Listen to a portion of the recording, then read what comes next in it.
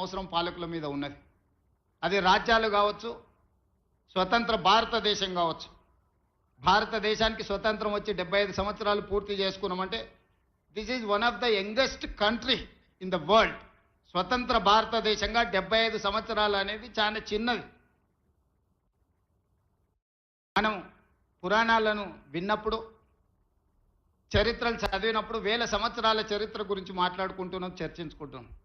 వేల సంవత్సరాల చరిత్రలో 75 సంవత్సరాలు అనేది ఒక చిన్న ప్రయాణం మాత్రమే. ఈ చిన్న ప్రయాణంలో ఎంతోమంది ప్రధానమంత్రులు, ముఖ్యమంత్రులు, మంత్రులు రకరకాలుగా వచ్చిండ్రు.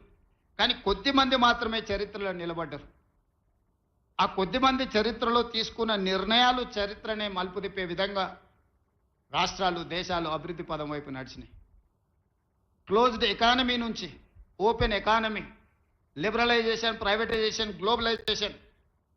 ఆనాడు మన బిడ్డ పివి నరసింహారావు గారు, తెలంగాణ బిడ్డ, ఈ దేశానికే దార్శనికుడుగా మారి ప్రపంచానికే పోటీ పడే దేశంగా తీర్చిదిద్దినవాడు పివి నరసింహారావు గారు. ఈరోజు దేశంలో ఎవరికి ఇష్టం ఉన్నా లేకపోయినా, వారికి నచ్చినా నచ్చకపోయినా పివి నరసింహారావు గారి పేరు తీసుకోకుండా లిబరలైజేషన్, ప్రైవేటైజేషన్, గ్లోబలైజేషన్, ప్రపంచ దేశాలతో భారతదేశం పోటీ పడుతున్న విషయాన్ని ప్రస్తావించలేరు. అది వారి యొక్క విజ్ఞత. ఈ పరిణామ క్రమంలో ఈరోజు ఇక్కడ ఉన్న ఐఏఎస్, ఐపీఎస్ అధికారులతో పాటు ఇక్కడికి వచ్చిన అందరినీ నా సూటి ప్రశ్న, మన భవిష్యత్ తరాలకు ఏం అవసరం ఉందో ఆ ప్రణాళికలు సిద్ధం చేయడమే పాలకులుగా మా మీద ఉన్న బాధ్యత. ప్రజలు మాకు ఇచ్చిన అధికారం మీ మీద పెత్తనం చెలాయించడానికి కాదు. ప్రజలు ఇచ్చిన అధికారం ప్రజలకు ఉపయోగపడాలి. ప్రజల శ్రేయస్సు కోసం మేము విధి విధానాలను సృష్టించాలి. ఆ విధి విధానాలు భవిష్యత్ తరాలకు ఉపయోగపడాలన్న ఆలోచనే మా ప్రభుత్వం యొక్క ఆలోచన, ప్రజాపాలన యొక్క విధానం అని చెప్పి నేను ఈ సందర్భంగా చెప్పదలుచుకున్నాను. అందుకే ఈరోజు ఒక్కొక్కరికి ఒక బ్రాండ్ ఉంది అనేది అయితే అంటున్నారు. ఈరోజు నా బ్రాండ్ యంగ్ ఇండియా. అందుకే ఈరోజు యంగ్ ఇండియా స్కిల్స్ యూనివర్సిటీని మనం మొదలు పెట్టుకున్నాం. యంగ్ ఇండియా స్పోర్ట్స్ యూనివర్సిటీని మనం మొదలు పెట్టుకుంటున్నాం. యంగ్ ఇండియా స్పోర్ట్స్ అకాడమీని మనం మొదలు పెట్టుకుంటున్నాం. నేను సౌత్ కొరియా విజిట్ చేసిన ఈ మధ్యకాలంలో మా మిత్రుడు శ్రీధర్ బాబు గారితో. హార్డ్లీ ఆ దేశం యొక్క జనాభా 10 to 12 మిలియన్స్. అంటే ఒక మన హైదరాబాద్లో ఎంత జనాభా ఉన్నారో ఆ దేశం మొత్తం జనాభా 1,20,00,000 మంది. కానీ ఒలింపిక్స్లో 32 మెడల్స్ వచ్చినాయి వాళ్ళకు. భారతదేశానికి గోల్డ్ మెడల్ గుండు 0.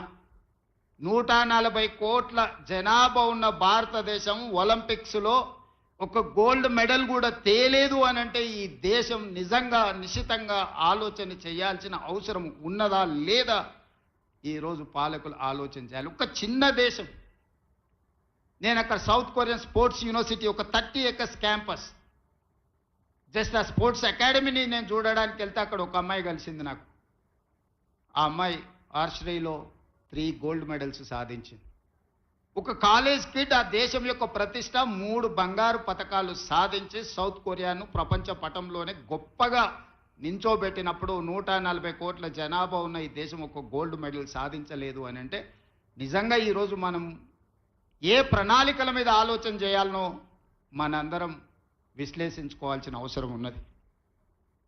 ఇవాళ ఫీ రియంబర్స్మెంట్, ఇతర పథకాలు, లేకపోతే మన ఆర్థిక స్తోమత పెరగడం వల్ల తల్లిదండ్రులకు పిల్లల యొక్క విద్య మీద ప్రత్యేకమైన దృష్టి సారించడం వల్ల మన స్పెండింగ్ కెపాసిటీస్ పెరిగినాయి. లేదా మన ఆదాయాన్ని మొత్తం పిల్లల చదువుల కోసమే పెడుతున్నాం.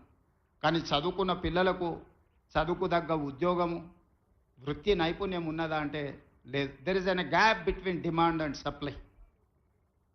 ఈరోజు ప్రతి సంవత్సరం మన దగ్గర ఉన్న 175 ఇంజనీరింగ్ కాలేజీల నుంచి 1,10,000 మంది ఇంజనీరింగ్ గ్రాడ్యుయేట్లను తెలంగాణ రాష్ట్రం ఉత్పత్తి చేస్తుంది. ఇందులో నాణ్యత ఎంత అని అంటే ఎవరి దగ్గర దీనికి జవాబు లేదు. Just like that engineering graduate పట్టా తీసుకొని వస్తే వాళ్ళ తల్లిదండ్రులు పాపం గ్రామీణ ప్రాంతాలలో మా పిల్లవాడు ఇంజనీరింగ్ చదువుకున్నాడు. ముఖ్యంగా నా నియోజకవర్గం నుంచి పేదవాళ్ళు వస్తుంటారు, సార్ నువ్వు ముఖ్యమంత్రి గారివి ఎలాంటి పెద్ద కంపెనీలకు చెప్తే మా పిల్లోడికి ఉద్యోగం వస్తుంది.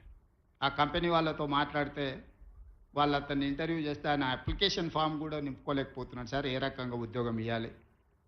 మేము ఈ బరువును మోయలేము, మేము ఒక మనిషిని తీసుకుంటే డబ్బులు కాదు, ఆఫీస్లో ఒక కుర్చీ, ఫ్యాను, ఏసీ, అతనికి కావాల్సిన అన్నీ ఇస్తే ఇట్లా ఒక 10 మంది మా సంస్థలో చేరినంటే మా సంస్థ ఉద్యోగాలు ఇచ్చుడు కాదు, మేము ఉద్యోగాలు ఎత్తుకుంటూ పోవాల్సి వస్తుంది సార్ అని చెప్తున్నారు వాళ్ళు. అందుకే ఈరోజు ఆలోచన చేసి 1,10,000 మంది ఇంజనీరింగ్ గ్రాడ్యుయేట్లను ప్రతి సంవత్సరం తయారు చేస్తున్న తెలంగాణ రాష్ట్రం వాళ్ళకి సాంకేతిక నైపుణ్యం నేర్పించాలి.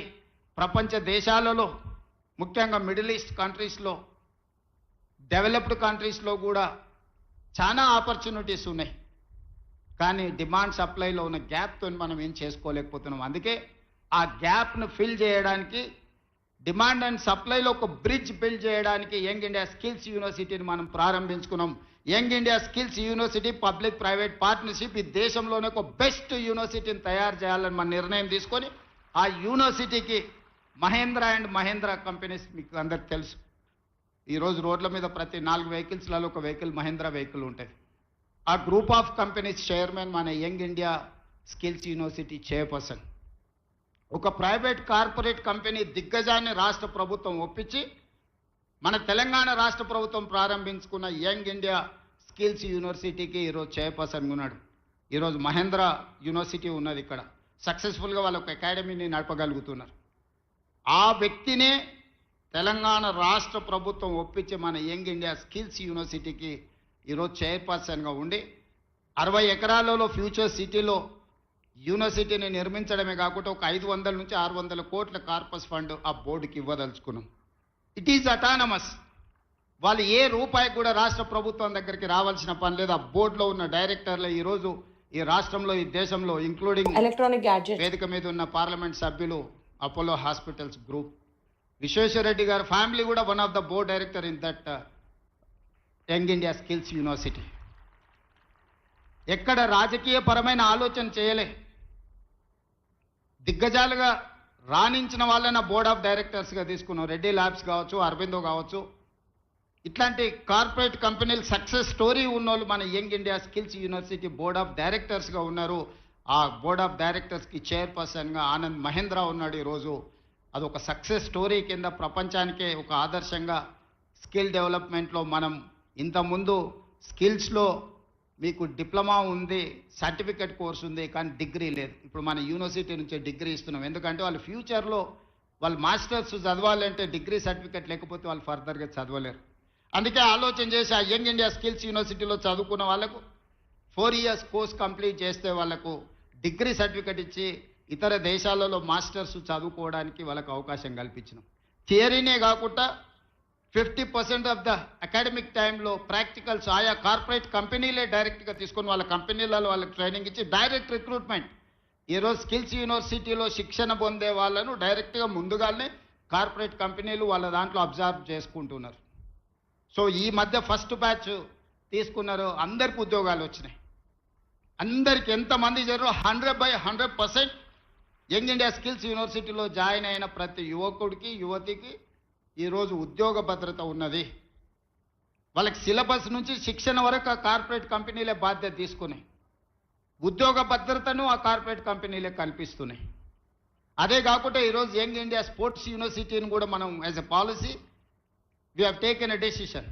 ఇప్పుడు ఆ young India sports university, sports అకాడమీకి కూడా ఈ దేశంలో ఉండే పెద్ద కార్పొరేట్ కంపెనీలు అందరినీ చేసి పెద్ద కంపెనీల యజమానులే ముందుకు వచ్చారు ఆ బోర్డుకి లేకపోతే ఆ యూనివర్సిటీకి చైర్పర్సన్గా ఉంటామని. ఇప్పుడు ఆ పోటీ పడే వాళ్ళ దగ్గరలో కొంతమందిని షార్ట్ లిస్ట్ చేసి ఈరోజు మనం తీసుకోవాలనుకుంటున్నాం. ఇదే కాదు, ఈరోజు ఎస్సీ, ఎస్టీ, బీసీ మైనారిటీలకు రెసిడెన్షియల్ స్కూల్స్ పెట్టిన మేము చెప్పినాం.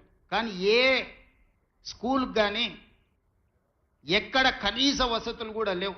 చిన్న చిన్న పోల్ట్రీ ఫామ్లలోనో లేకపోతే 4 రూముల్లో 2,000 మంది స్టూడెంట్స్ని ఉంచే పరిస్థితి. 4 బాత్రూమ్లు ఉంటే 2,000 మంది పిల్లలు ఉన్నారు. ఒక్క బాత్రూమ్ ఉంటే 1000 మంది ఆడపిల్లలు ఉన్నారు. ఇట్లాంటి పరిస్థితుల్లో మన దగ్గర ప్రారంభించిన SC, ST, BC minority residential schools ఏవైతే ఉన్నాయో వాటన్నిటిని కూడా నిశితంగా గమనించి young India integrated residential schools అని ఒక 25 acres క్యాంపస్ విత్ 200 crores డెవలప్మెంట్తోని మొన్ననే 58 స్కూళ్ళకు పర్మిషన్ ఇచ్చిన ప్రతి నియోజకవర్గంలో ఒక young India integrated residential schools where they can study more than 2,500 students in one campus.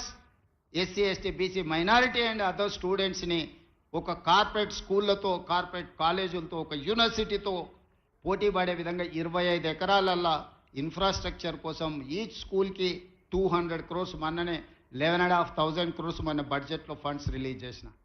ఎందుకంటే ఈ దేశం భవిష్యత్తు తరగతి గదుల్లో ఉన్నది. తొందరలోనే నిన్న బేసిక్